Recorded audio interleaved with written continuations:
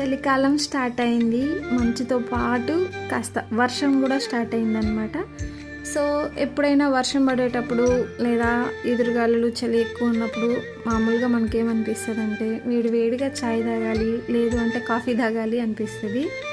ఇవన్నీ పక్కన పెడితే స్వీట్ ఫ్లేవర్ కాకుండా కాస్త స్పైసీగా ఉండాలి, మంచిగా ఉండాలి అంటే మనము చికెన్ కానీ లేదా మటన్ సూప్ కానీ ప్రిపేర్ చేసుకుంటే చాలా బాగుంటుంది.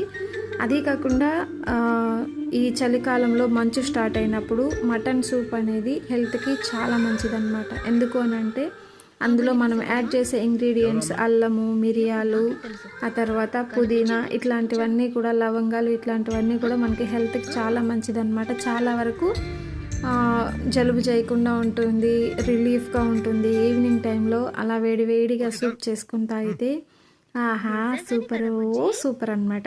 అర్థమైందిగా.